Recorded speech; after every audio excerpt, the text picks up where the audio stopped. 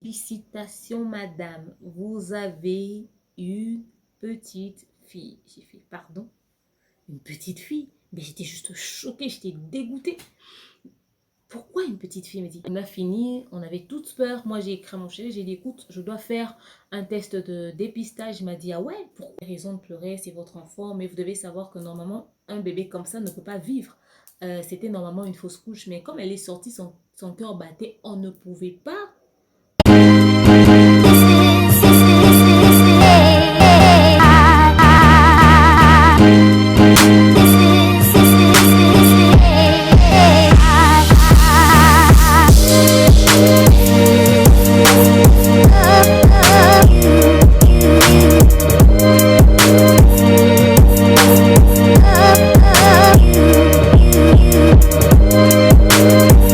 Salut, j'espère que vous allez bien, moi ça va. Alors, bienvenue dans la deuxième partie de Tout sur ma grossesse. Je sais que la première partie était très longue parce que j'ai voulu, en tout cas, tout vous raconter dans la première partie pour être un peu plus à l'aise dans la deuxième, troisième et quatrième partie. Ok? Et là, ici, je vais vous raconter comment est-ce que j'ai traversé la découverte du sexe de ma fille parce que je souhaitais avoir un garçon, comme vous l'avez constaté dans la première partie, mais finalement j'ai eu une fille, mes tests de dépistage de VIH/SIDA et tout le reste quoi. Okay? En tout cas, je vous raconte toute la deuxième partie de ma grossesse jusqu'à arriver à l'accouchement. Alors, après la mort de mon frère, je devais me concentrer sur moi, je devais aussi commencer les cours de préparation à l'accouchement. Les cours de préparation à l'accouchement, ici chez nous on appelle ça kilo, ok? On va dans les consultations prénatales, on rencontre les médecins, il y a des examens à faire et tout et tout. Quand on est au premier trimestre, ici chez nous, on ne fait pas ça. Ça commence généralement au deuxième trimestre. Donc, mon frère est décédé, j'étais à quatrième mois de grossesse. Donc, c'était déjà vers la fin du premier trimestre, je débutais le deuxième trimestre, ok? Voilà. Alors, j'ai commencé les cours de préparation à l'accouchement. Je suis allée et on appelait ça pétémeux. Eh, pétémé, sangwe mama, simba kotoyo. C'est une chanson qu'on nous chantait souvent pendant les cours de préparation à l'accouchement. Il y avait une ambiance, mais de dingue. Les mamans, la femme sage, elles dansaient, elles nous racontaient, elles nous chantaient des chansons et tout ça. C'était juste merveilleux. C'était une très belle expérience que j'ai traversée. Je rencontrais des femmes et tout. Toutes les femmes étaient mais dans des états mais bizarres. Pour nous qui n'avons jamais eu d'enfants, mais apparemment, on était les plus faibles. Celles qui ont déjà un enfant ou deux, elles étaient un peu plus solides. Alors nous, moi par exemple, quand j'arrivais, on savait que je devais m'allonger. J'étais tout le temps allongée. Les autres, elles étaient assises. C'était à peine que je me tenais debout. Et on me disait, arrête de faire ça, robot, à moi, on a limba, limba et tout. Alors un jour, pendant le cours de préparation à l'accouchement, on nous a dit qu'aujourd'hui, on nous a parlé du VIH/SIDA. On nous a parlé du risque de contamination de la mère vers le bébé, etc. etc. Beaucoup de femmes, enfin pas beaucoup, excusez, certaines femmes enceintes rencontrent ce problème. Elles tombent enceintes et on découvre qu'elle est atteinte du VIH/SIDA. Il faudrait protéger le bébé. Même les femmes mariées rencontrent ce problème parce que peut-être pour les premiers enfants, tu n'avais pas eu ce problème, mais tu arrives à ton cinquième enfant ou ton quatrième enfant, on constate que tu es atteinte du VIH/SIDA parce que pendant ce temps, ton mari peut-être a fréquenté ou je sais pas, ou la femme aussi a fréquenté. Parce que c'est pas seulement les hommes qui trompent, hein, même les femmes aussi. Alors, on nous a dit qu'aujourd'hui, ce jour-là, je voulais dire qu'on devait euh, faire un test de VIH/SIDA. Alors, on nous a parlé du risque de contamination, VIH/SIDA et tout et tout. On nous a enseigné, on nous a dit pas mal de choses. Et nos maris ou encore les pères de nos enfants étaient censés aussi passer le jour suivant pour aller, ou encore le week-end, pour aller suivre aussi ces cours-là et puis se faire dépister. Du coup, on a fini, on avait toutes peur. Moi, j'ai écrit à mon chéri, j'ai dit, écoute, je dois faire un test de dépistage. Il m'a dit, ah ouais, pourquoi? Je l'ai expliqué, il m'a dit, ah, moi, j'ai pas le temps pour ces choses. J'ai dit, hey, tu dois y aller, hein. Il m'a dit, mais si on te confirme que tu n'as pas le sida, par exemple, c'est que moi, j'en ai pas non plus. J'ai dit, non, il faut toujours vérifier. Et puis, qui te dit qu'on va me dire que j'ai pas le sida? Il m'a dit, bah écoute, on a déjà fait un test, on sait que tu n'as pas le sida. J'ai dit, ça fait longtemps. Puis on a rigolé et puis c'est passé. Il a tout fait pour que je puisse pas paniquer, au fait. On est arrivé, on a toutes fait le test de VIH/SIDA et tout. Après, on est parti. Et enfin, on est parti attendre le résultat parce qu'on n'était pas rentré chez nous. On a attendu le résultat, on nous appelait. Celle on appelait one by one, on ne comprenait pas. On a compris juste après qu'elle s'était contaminée. Mais on appelait deux fois, trop par trois, par groupe de trois, par groupe de quatre. On vous dit, voilà, toi c'est elle, toi c'est elle, toi c'est elle. Ok, voilà, on vient de découvrir que vous n'êtes pas contaminé. Alors vous devez protéger vos bébés, nanani, nanana. Il y avait d'autres qu'on appelait one by one, mais elles n'étaient pas nombreuses. Mais on a compris après parce que quand on a fait avec elle les examens, elle n'avait plus le même programme que nous. Elle venait un autre jour, elles étaient suivies par un autre médecin. On avait compris que ce groupe à part là, c'était certainement le groupe à problème. Mais franchement, faire le test de dépistage pendant la grossesse, surtout si c'est une première grossesse, c'est très difficile parce que tu as peur. Moi, j'ai grave paniqué. Je me suis posé mille et une questions. Je me suis dit, peut-être que c'était les enfants qui nous font des vernis qui m'ont blessé, ou encore je me suis blessée avec une lame.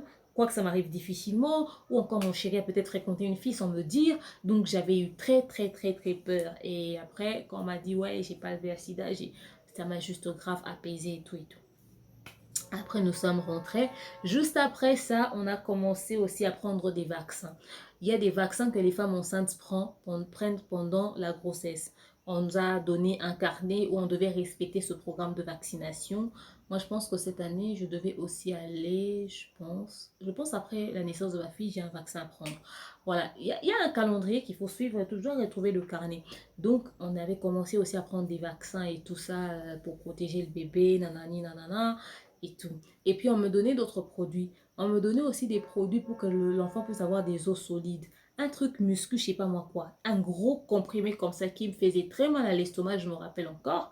Non, mais c'était juste terrible. Alors, quand j'ai suivi toutes ces étapes-là, je continue de suivre mes cours de préparation à l'accouchement. Alors, quand je suis arrivée au 5e mois, je ne sais pas vous calculer son terme de semaine là maintenant. Alors, quand je suis arrivée à mon 5e mois de grossesse, j'ai décidé d'aller voir le médecin pour lui dire que je voulais faire l'échographie pour découvrir le sexe du bébé. Parce que c'était facultatif. Ils nous ont dit que c'est facultatif. Il y en a qui veulent être surpris du sexe du bébé. Il y en a qui choisissent de connaître. Et quand vous serez prêt, vous venez vers nous.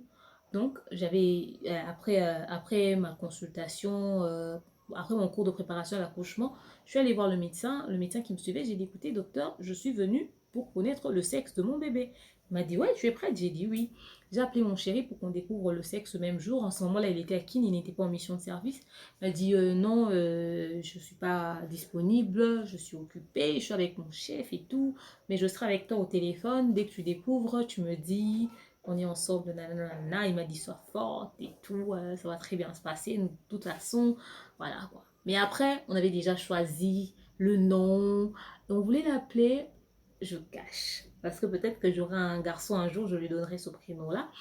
On avait déjà choisi le prénom, mais ça allait commencer par Prince et ainsi de suite. Parce que mon chéri voulait absolument donner à son enfant le nom de Prince avant. Donc voilà, ça allait être Prince ainsi de suite. Donc voilà. Et j'ai regardé les petits trucs des enfants et tout. Alors je me suis dit, avant que je puisse commencer à demander, même que quelqu'un m'aide à faire des achats, parce que j'étais tout le temps malade, il fallait que je connaisse au moins le sexe du bébé. Connaître le sexe du bébé allait me rassurer. Parce que si c'était un garçon, par exemple, ça allait me rassurer et j'allais me préparer psychologiquement à recevoir un garçon. Je tiens à rappeler que je suis la fille aînée.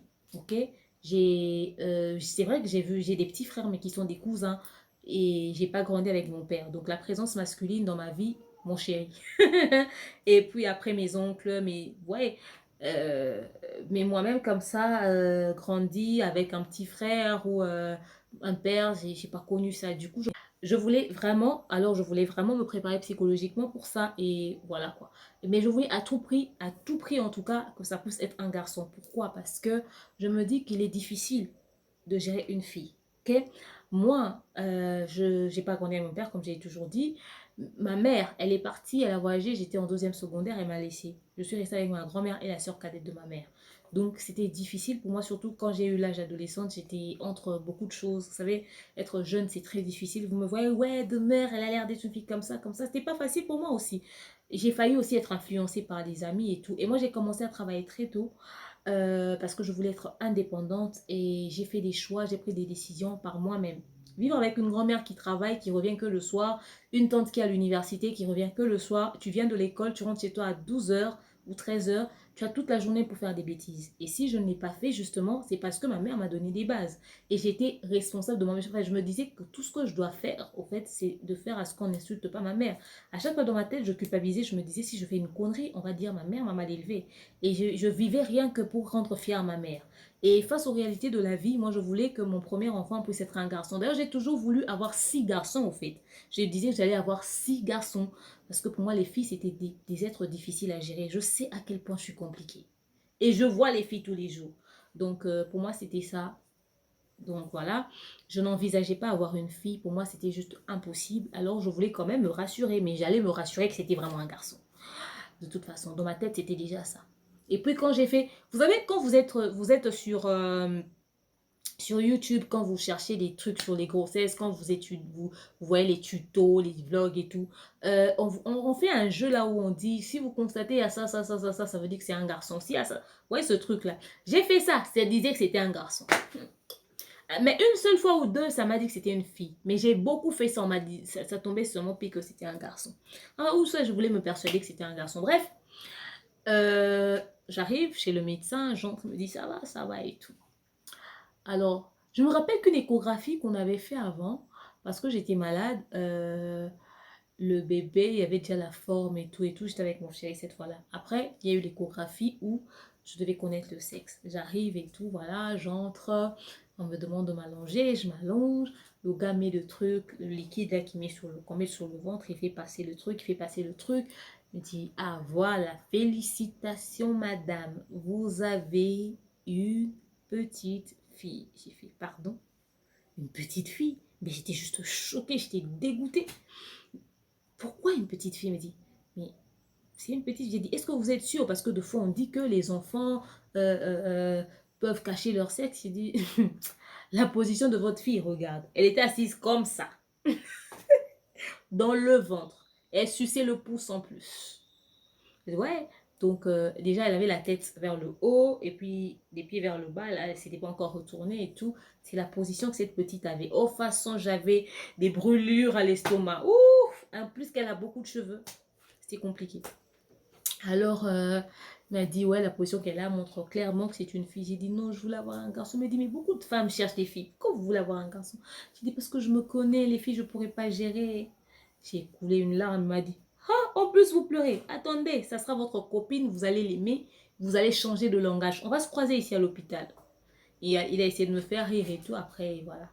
Je suis sortie. On n'a jamais évoqué la possibilité d'avoir une fille.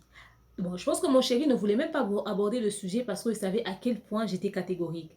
Après, avoir un enfant, c'est pas un tombola où tu choisis le sexe de l'enfant. C'est Dieu qui donne. Je sors de la maternité.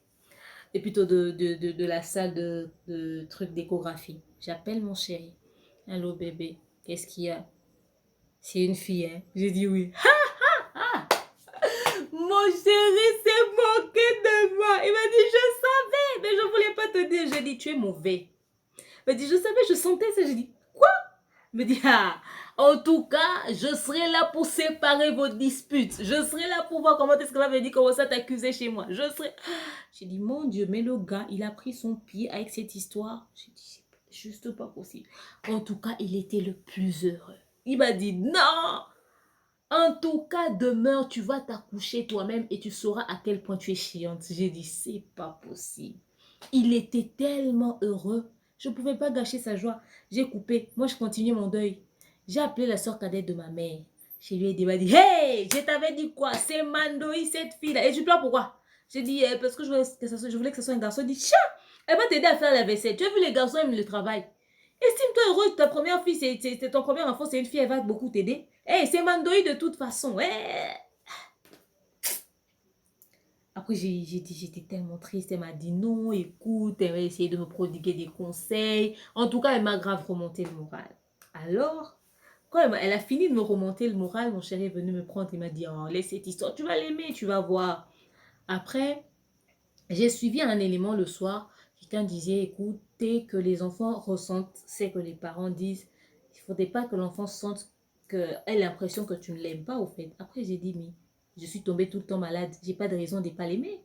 J'ai commencé à apprendre à aimer ma fille, au fait, à me faire accepter à moi-même que je veux une fille, que j'aime une fille. Et puis, je me suis même dit que si j'ai rencontré des difficultés, ça veut dire que je dois protéger ma fille, je dois être là pour elle, je dois lui donner tout ce que j'ai pas reçu de mes parents, en fait, de ma mère, de mon père, mais de tout le monde. Je dois être le centre de son univers, je dois tout lui donner. Avant même son père, je dois être la première à être là pour elle, à l'écouter, à prendre soin d'elle, je dois être là, quoi, à fond sur elle. Donc, alors, quand j'ai réussi à me faire accepter ça, j'ai commencé à m'adapter et j'ai commencé à voir les histoires pour bébé. J'ai continué, c'était très difficile. Un jour, je tombe malade pendant ma grossesse. Alors, on m'emmène, je vais à l'hôpital, au fait, je tombe malade, j'allais pas très bien et tout. Bon, de toute façon, je sortais toujours pas, j'avais pas encore fait des achats pour des histoires de bébés. Mais quand j'ai commencé à regarder les histoires de bébés sur les réseaux sociaux, rassurez-vous, les histoires des filles sont tellement jolies que tu as tout de suite décidé de changer le sexe de ton bébé toi-même. Après, voilà. Et j'ai commencé à m'adapter et tout. Je regardais beaucoup de trucs.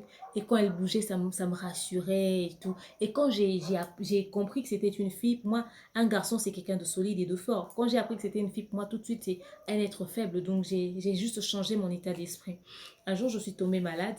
Je suis allée à l'hôpital. Arrivée à l'hôpital, là-bas, on a dit qu'on me retient. C'était encore une menace d'avortement. Mais cette fois-là, c'était dans le deuxième trimestre. Alors, on me dit, ce genre de menace, c'est pas très bien, il faut que je prenne soin de moi, que j'évite de circuler, nanana. Je risquerais même un avortement. J'ai dit, j'ai fait rien, je reste tout le temps à la maison. Mais on voulait pas me faire un cerclage, c'est pas mon col, c'est pas... On m'a raconté des trucs comme ça. Mais voilà, alors, quand je vais à l'hôpital, quand on m'emmène à l'hôpital, dans la chambre où on m'avait logé cette fois-là, on me met dans une même chambre qu'une dame qui avait son bébé dans la couveuse. Cette dame avait son bébé dans la couveuse, mais elle était appréciée de tout le monde. Elle avait fait genre plusieurs semaines à l'hôpital parce qu'au fait, elle était enceinte de 5 mois et elle est venue avec ses douleurs. L'enfant est sorti pendant qu'elle était dans la salle d'accouchement. On était en train d'essayer de voir son col, le bébé est sorti.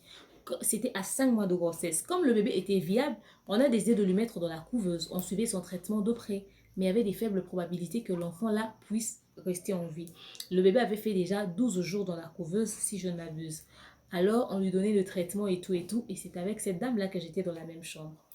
Elle m'aidait beaucoup, elle me prodiguait des conseils parce qu'elle avait déjà accouché. Au fait, à chaque fois qu'on m'hospitalisait, ce que je faisais, parce que c'était la maternité, je voyais les femmes qui venaient d'accoucher. Du coup, j'allais dans les chambres, je regardais les bébés, je leur posais des questions, en tout cas, j'apprenais. Et la maternité, c'est un milieu où les gens sont vraiment très gentils, elles expliquent comme ça, naturellement, tout se passait très bien. Alors, un jour, on était elle et moi, donc la femme avec qui j'étais avec le bébé dans la couveuse, on était elle et moi dans une même chambre et un jour on a décidé d'aller dans la chambre voisine pour rendre visite aux dames qui étaient là, qui devaient sortir de l'hôpital au fait avec leur bébé. On arrive dans la chambre, on était en train de discuter. Déjà le matin les médecins sont passés pour faire le contrôle. Quand les médecins ont fait le contrôle, ils ont fini, ils sont partis. On est allé là-bas. On m'a consulté moi et le bébé de la couveuse. Et on est parti s'asseoir dans la chambre voisine, on discutait, on papotait. On a vu une infirmière entrer. L'infirmière est entrée, elle est allée voir le bébé. Elle a fait beaucoup plus de temps, mais elle chantait. Elle a fait beaucoup plus de temps, mais elle était en train de chanter, on l'entendait chanter. Des minutes, franchement, peut-être même 20, 25, 30 minutes, elle est sortie. On voit un collège de médecins entrer. Ils étaient en nombre genre de 5, avec des infirmiers et tout ça. Ils sont tous entrés. Genre, ils étaient au total de 7 et tout. Ils sont entrés. Quand ils sont entrés, ils arrivent à l'intérieur, ils prennent encore beaucoup plus de temps. Vous savez, quand il y a quelque chose qui se passe, on est quand même curieux. On voulait tout de suite savoir qu'est-ce qu'ils étaient en train de faire dans la chambre, qu'est-ce qui a fait qu'ils puissent durer autant au fait. Après, les médecins sont sortis. Bon, on a décidé de rentrer dans la chambre. Moi, je voulais me reposer et tout. On entre dans la chambre. J'ai constaté que le bébé avait le drap sur elle. Parce que c'était une petite fille. Mais j'avais pas trop fait attention. On voyait juste à peine sa tête et ses cheveux qui poussaient déjà. Sa mère était assise sur la chaise. Elle a décidé de se lever et d'avancer. Parce qu'elle avait cru au fait que on voulait lui sortir le bébé de la couveuse pour lui donner. Parce que le bébé respirait, le bébé pleurait. Mais c'était un petit bébé de 5 mois. C'est-à-dire quand elle pleurait, on avait l'impression qu'elle sifflait. C'était une toute petite voix très fine. Alors, elle a décidé d'avancer pour aller voir le bébé. Apparemment, elle avait constaté qu'il y avait un truc qui ne cadrait pas. Elle arrive, Elle voit, elle est sortie de la chambre, elle est allée pleurer dans le couloir. Elle a poussé un cri. J'ai conclu que le bébé n'était plus là. Je suis vite sortie. Imaginez-vous, tu es enceinte genre de 5 mois et quelques semaines. Je ne sais pas moi combien de semaines, comment est-ce qu'on calcule ça. Tu es enceinte de genre 5 mois et demi ou 4 mois et demi. C'était 5 mois et demi. Parce que c'était après mon échographie. Je crois que c'était 5 mois et demi. Et il y a un bébé qui est né dans la même période. Et vous avez presque le même problème.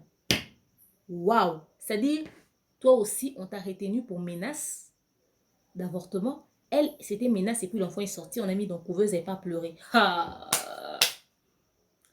Elle est partie pleurer dans le couloir. Les infirmières l'ont tout de suite pris. On l'a fait entrer dans la salle d'accouchement. On a appelé son mari. Son mari est venu. Les médecins leur ont raconté, écoutez, que voilà, vous avez raison de pleurer, c'est votre enfant, mais vous devez savoir que normalement, un bébé comme ça ne peut pas vivre.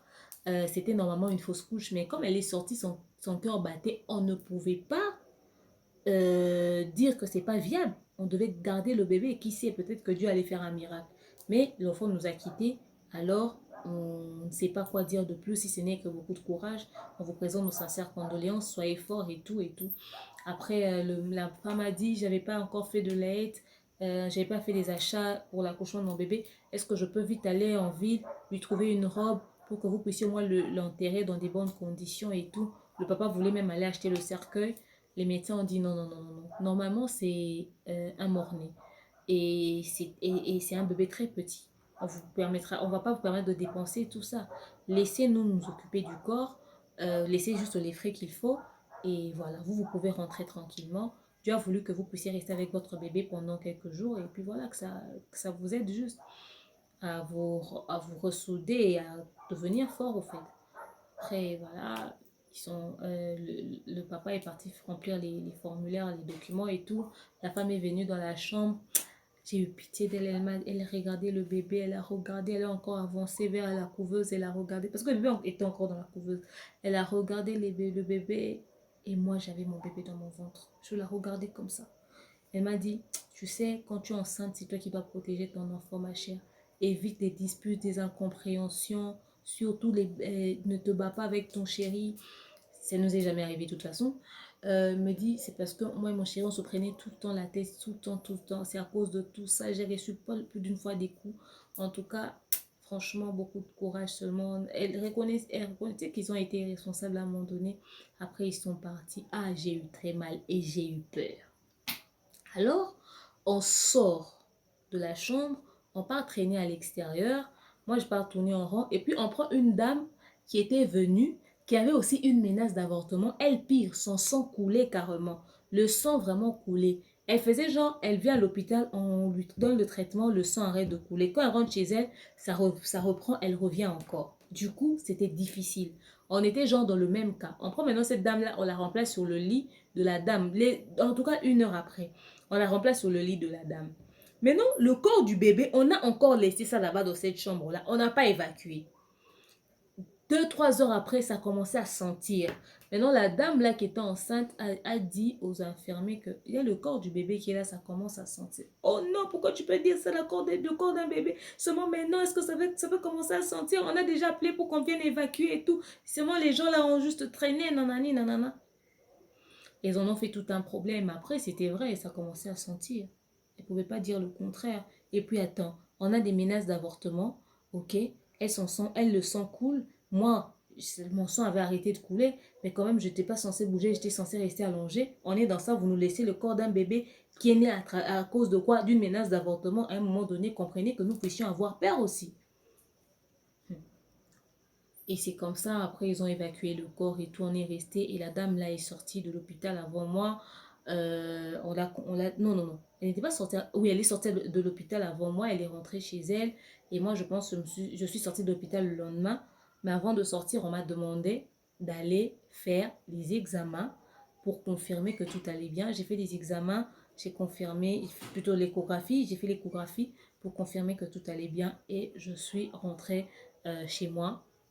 C'est ce qui s'est passé. Alors j'avais tellement, mais tellement mal. Mais j'avais tellement mal pour cette femme-là. C'est resté vraiment dans ma tête au fait. Et c'est le message que je voulais vous passez, en tout cas dans cette deuxième partie, c'est que la grossesse, c'est quelque chose qu'il faudrait protéger. Les stress, les disputes, les incompréhensions, le souci peuvent vous faire perdre votre enfant, au fait. Peut vous faire perdre votre enfant. Alors, il faudrait rester focus, rester concentré sur votre bébé. C'est le plus important, c'est ce qui prime au-dessus de tout, c'est ce qui est prioritaire. Et j'ai vraiment veillé sur ça. Dans la deuxième partie de ma grossesse, le médecin nous avait déjà dit, quand on a commencé comment on appelle ça, le CPN, les cours de préparation à l'accouchement, toutes ces choses, quand on a commencé ça, on nous a dit un truc, c'est que on devait dormir d'abord du côté gauche, toujours, même ça on dit ça même dès le début, hein. Dormir toujours du côté gauche, ok? Parce que c'est comme ça que l'enfant va bien bien respirer. Et je vous dis pas comment est-ce que j'ai franchement, mon bassin du côté gauche avait franchement fait ça. C'était aplati, j'ai dit mon Dieu. Mais on n'avait pas de choix. Faut pas dormir sur le ventre, faut pas dormir sur le dos. Et si vous ne sentez pas, parce qu'il faudrait veiller sur votre bébé. Votre bébé est censé bouger. L'enfant ne va pas commencer à bouger tout le temps. Mais en tout cas, dans la journée, vous devez sentir que l'enfant bouge. De temps en temps, l'enfant bouge au fait. L'enfant ne reste pas statique. Si vous sentez que l'enfant n'a pas bougé pendant plus d'une heure, ou deux, ou trois, la première des choses à faire, deux fois, vous pouvez, moi je touchais d'abord le ventre, tu fais passer ta main. Si, avec la chaleur de ta main, ça ne bouge pas le bébé, tu peux prendre une boisson sucrée. Pendant ma grossesse, on m'avait déconseillé, on a déconseillé à toutes les femmes de prendre du coca, des boissons énergétiques. En tout cas, certaines femmes prennent l'alcool, mais c'est déconseillé aussi. C'est pas bien. La maltina aussi. Parce que je me rappelle, une fois, j'ai seulement pris le coca, ça m'a ouvert le col. J'étais vite allée à l'hôpital. De toute façon, on m'a grondé. On m'a dit, on t'a interdit de prendre le coca. Donc, on m'a interdit toutes ces choses-là. Et il faudrait vraiment veiller sur ça. C'est important. Les boissons énergétiques, les coca et tout ça. Et quand vous sentez que votre bébé ne bouge pas, prenez la boisson sucrée. Les boissons sucrées, quand vous prenez, le Fanta, surtout le Fanta, quand vous prenez quelque chose de sucré dans les minutes qui suivent, en tout cas, grand max, le bébé bouge. En tout cas, le bébé bouge. Ça, c'est sûr. Le bébé peut dormir, mais quand vous avez pris, c'est tout à fait normal que le bébé puisse dormir. Mais quand vous sentez que le bébé ne bouge pas, vous prenez une boisson sucrée, le bébé va bouger et puis voilà. C'est ce que je faisais, j'ai respecté toutes ces choses-là. En tout cas, je suivais ça de près. Surtout après être sortie de l'hôpital avec l'histoire de cette pauvre dame-là, j'ai réalisé que c'était important de veiller et de suivre de près toutes ces choses et c'est ce que j'avais fait. Voilà ce que j'avais à vous partager dans la deuxième partie de Tout sur ma grossesse. Ne jamais négliger les moindres petits détails. Et surtout, ceux qui arrivent aux autres, ça doit vous servir d'expérience. Moi, plus d'une fois, quand j'arrivais, je rencontrais quelqu'un, soit qui a perdu son bébé, soit qui a fait ceci, soit menace d'avortement, soit ceci. Et toutes ces choses, au fait, m'aidaient à être un peu plus vigilante. Et jusque là, j'avais toujours pas fait les achats.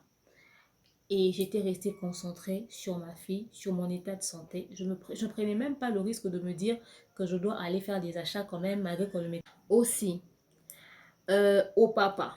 Votre part de responsabilité, c'est de veiller. C'est vrai, les hormones vous font chier. On va vous demander d'aller acheter la mangue à 2 heures du matin. Chaque femme a sa façon d'être.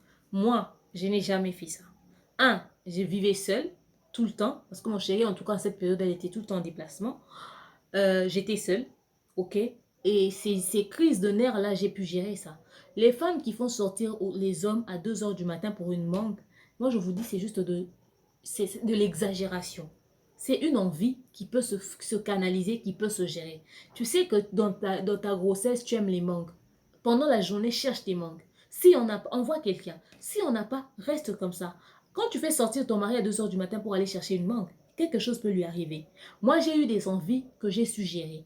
J'avais envie de grave manger le gâteau d'anniversaire. Mais comme je ne sortais pas, j'étais pas censée bouger. Même le secousses du véhicule m'était interdit. Mon chéri était en déplacement. Il n'y avait personne qui pouvait venir m'emmener des gâteaux d'anniversaire parce que je n'avais pas informé aux gens que j'étais enceinte. J'avais gardé ça pour moi. J'ai pris ça sur moi. C'est quand mon chéri est venu, qu'un jour il m'a emmené dans une pâtisserie, je suis allée manger les gâteaux d'anniversaire. Et il était là en train de me voir en train de manger le gâteau d'anniversaire à l'occasion de rien. Vous pouvez imaginer ça. Il me demandait c'est quoi le kiff. J'ai dit je ne comprends pas, j'ai envie de manger le gâteau d'anniversaire. Ouais, c'est des envies qui viennent. Ça peut arriver, mais ce sont des choses qu'il faudrait canaliser. Et puis, aussi, pendant la grossesse, ne mangez que ce qui vous est conseillé, pas ce dont vous avez envie. Parce que ce dont vous avez envie peut ne pas être conseillé par le médecin. C'est important. Une femme enceinte a un régime à suivre. Aussi, le régime est lié à votre état de santé. Très important. Il y a des femmes qui ont des pieds enflés pendant leur grossesse. Moi, je n'ai pas eu ce problème-là. C'est un problème de tension. Si on te dit mange moins de sel, mange moins de sel. Toi, tu ne vas pas aller chercher des macayabou parce que tu as envie de manger des macayabou pendant ta grossesse. C'est irresponsable à un moment donné. C'est irresponsable. Il y a des régimes qu'il faudrait suivre de près. Beaucoup de femmes enceintes négligent les régimes et font les sentiments de oh moi si c'est ce que le médecin t'a interdit, c'est ce que le médecin t'a interdit. Et puis ton régime à toi de ta grossesse n'est pas le régime de ton voisin. Pourquoi je le dis? Parce que quand je regardais les vlogs, les tutos, les astuces et tout, les femmes enceintes de l'Europe, c'est très différent de nous. Parce que nous avons notre façon de faire. La preuve, une femme en Europe a envie de manger McDo. Toi, tu es à Kinshasa, tu as envie de manger le beignet de la dame du coin. Ça c'est côté alimentation. Les grossesses sont presque identiques parce que si tu es à l'étranger, tu vas suivre la grossesse en fonction du milieu. Chez nous, si aussi tu es enceinte ici, tu vas suivre la grossesse en fonction d'ici. Quand j'étais à l'hôpital du quartier, les principes que ces médecins-là me disaient, c'était des principes à la vieille école. Quand je suis allée dans un hôpital un peu plus cultivé, j'avais un autre traitement à suivre. Vous pouvez suivre les choses qui sont sur YouTube aussi, ça aide énormément. Il y a des choses en tout cas importantes. Je suivais par exemple la maison des maternelles. La maison des maternelles, ils reçoivent des médecins, des femmes sages, des gens qui expliquent les choses. Tu peux être dans un hôpital ici et tout avec notre système, ok, tu respectes ça. Mais il y a quand même des éléments à prendre, par exemple dans Baby Boom ou dans la maison des maternelles ou les vlogs, en tout cas qu'on vous raconte. C'est vrai qu'on a des choses, pas vos trucs de ouais, Tongola Tangawissi, ou va purger, je sais pas moi, le safou, tu vas purger du jus d'orange parce qu'on t'a dit que ça va protéger ton bébé. Non, pas ça. Il faut suivre ce que les médecins vous disent. Moi, à chaque fois que je disais à ma mère, mais non, il y a une dame qui m'a dit, vous savez, les traitements de la vieille école, il faut faire ça. Ma mère me disait, moi, j'ai jamais fait ça. Non, parce que notre grand-mère a habité en France. Elle a étudié à Sorbonne, la mère de ma mère. Et son mari, ils habitaient en France. Ils étaient étudiants à Sorbonne. Ils ont étudié là-bas. Ils ont eu leur premier enfant là-bas. Le frère aîné de ma mère. Du coup, tout ce qu'elle avait dans sa tête, c'était de la France. Donc, même quand elle est venue ici à Kin, quand elle est tombée enceinte de ses autres enfants ici à Kin, ici, dans sa tête, elle avait les principes de ce qu'elle a traversé pendant sa grossesse quand elle était en France. Du coup, elle n'a pas eu le temps d'inculquer à ses enfants les histoires de la vieille école du pays. Ce qui fait que chez nous, on ne connaît pas ces histoires de purger ceci, faites cela, des trucs de grand-mère. C'est à peine qu'on connaît des trucs des grand-mères que tout le monde connaît. Mais pas des trucs, ouais, qui est un truc qu'on m'a conseillé de purger pendant ma grossesse là. Ma mère, elle m'a dit, mais c'est quoi ça? C'est quoi ça? Ouais, donc faudrait pas tout écouter. Si vous êtes au bled, vous suivez cette vidéo. N'écoutez pas toutes ces astuces de vieille mère. Oui, c'est vrai qu'il y en a qui sont vraiment qui aident. Mais quand t'es pas sûr, mieux vaut suivre ce que les médecins disent. Parce que le monde a évolué. Et puis aussi, au risque de... En fait, c'est que vous ne savez pas, c'est que ces trucs de vieille mère de la maison, là, ça n'a pas de dosage. Tu peux mettre ça comme ça te crée des problèmes. Tu tues ton enfant. Beaucoup de femmes ont commis des erreurs irréparables. D'ailleurs, je vous raconterai l'histoire de cette femme qui a perdu son enfant. Quand j'étais allée avec ma fille à l'hôpital, à cause des histoires de coliques des bébés, cette femme a purgé à son enfant un truc. Je vais vous raconter ça. Donc, il faudrait vraiment suivre tout ce que les médecins vous disent de près. Suivez les astuces des vlogs. Ce que vous pouvez utiliser à votre niveau, utilisez-les. Mais n'allez pas copier les copia. N'allez pas faire des choses parce que les autres ont fait. On n'a pas le même organisme. On peut nous tous prendre des ampicillines, mais peut-être le dosage sera différent. C'est parce que tout le monde prend paracétamol que vous allez penser que vous êtes identique. Il y a des choses sur lesquelles on peut partager le même produit ou je sais pas moi quoi, mais sur d'autres, non. Protégez vos enfants. Moi, j'ai veillé sur toutes ces choses. J'ai pas essayé de faire autre chose. Et voilà, aujourd'hui, je suis dans ce que je suis.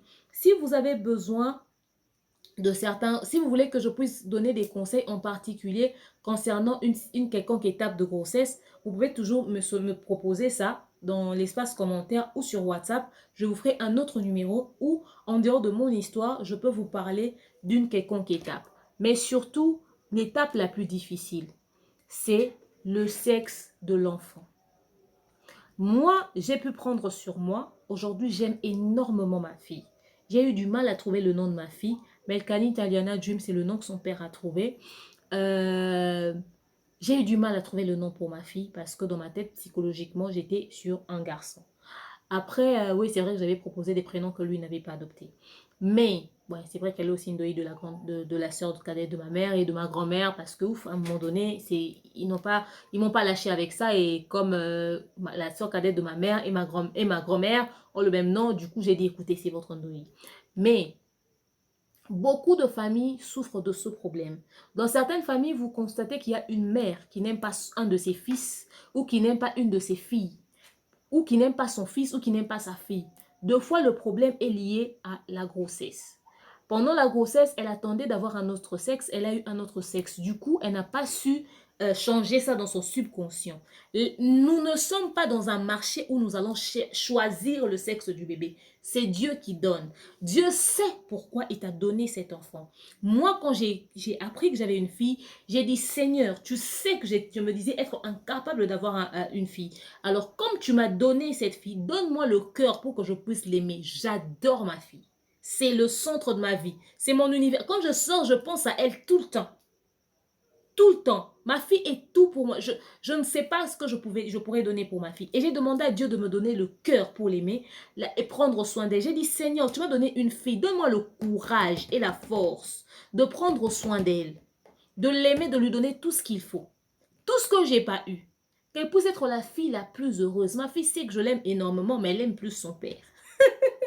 Bon, elle nous aime, nous tous, mais quand même, quand son père est là, on sait où son choix va. Mais on aime notre enfant. J'ai changé ça dans ma tête. Je voulais un garçon, j'ai eu une fille, gloire à Dieu. Et j'aime mon enfant. Aimez vos enfants. Il y a des parents qui n'aiment pas un de leurs enfants parce que soit moi, on a comme qui grossesse à moi, on a qui au mauvais moment, soit c'était un autre sexe qu'elle attendait. Les enfants sont pas c'est pas un marché où on choisit, c'est pas un habit. C'est Dieu qui donne. Dieu sait pourquoi il t'a donné. Moi, j'ai dit que Dieu que ma fille soit une source de bénédiction pour moi. Ma fille a été une source de bénédiction pour moi. Elle a été beaucoup. J'ai dit, Seigneur, tu nous as donné un enfant pendant qu'on n'attendait pas un enfant. Donc, mets à notre disposition les moyens pour qu'on puisse s'occuper d'elle. Dieu a fait de son mieux. Quand on manque là, il suscite quelqu'un quelque part ou il suscite quelque chose. En tout cas, il ouvre les portes du mieux qu'il peut. Aujourd'hui, si vous voyez demeure avec une Jeep, vous voyez demeure avec une villa, vous voyez demeure tu as ouvert en février, etc., etc. J'ai dit, Seigneur, moi quand j'ai accouché, j'ai prié. J'ai dit, Dieu, là je ne travaille pas, je dois faire un travail à la maison pour m'occuper de ma fille. Attendre seulement l'argent de son père, je ne pourrai pas. Ma chaîne YouTube ici, là, c'est mon... Les gens qui disent que toi tu cherches l'argent pour nourrir ta fille, vous mentez pas? J'avais dit à Dieu, l'argent de son père ne va pas nous suffire. Le train de vie que je vais donner à ma fille, là, c'est qu'on lui donne, là, c'est rien. J'ai dit, Dieu, je voulais un travail pour que je puisse rajouter dans ce que mon chéri me donne pour qu'on puisse bien s'occuper de notre enfant. Dieu m'a donné YouTube. Mon travail de YouTube, je le fais avec tout mon cœur. Voilà pourquoi j'insulte pas. Il ne faut pas que je puisse faire manger à mon enfant l'argent d'insulte. Je fais mon travail correctement. C'est mon gagne. C'est pour ma fille que je travaille. Vous n'avez pas tort. Je travaille pour ma fille. Je ne vais pas nier ça. En tout cas, moi, quand je prends l'argent en main comme ça, c'est d'abord pour elle. Avoir une fille, ça demande beaucoup de responsabilités. Il ne faudrait pas que ta fille puisse envier ce que les gens ont ailleurs, etc., etc. Mes soeurs, quand elles viennent, elles me disent, tu gâtes trop ta fille. J'ai dit, c'est votre problème. On ne nous a pas gâtés. Laissez-moi gâter. Elles me disent, je suis comme une vieille femme qui ne pensait pas avoir des enfants. J'ai dit, oui, je ne pensais pas avoir une fille. C'est-à-dire, je veux donner tout à ma fille. Je travaille pour ma fille. Je voulais ce travail pour moi. Et j'ai dit, Dieu, bénis-moi, fais à ce que je puisse percer et exceller à cause de ma fille. Et c'est ça. Aimez vos enfants. Vous n'avez pas choisi ces enfants. C'est Dieu qui vous a donné ces enfants. Il vous impose ces enfants. Alors, occupez-vous d'eux. Si tu te sens incapable de t'occuper ou d'aimer un de tes enfants, demande cet amour à Dieu.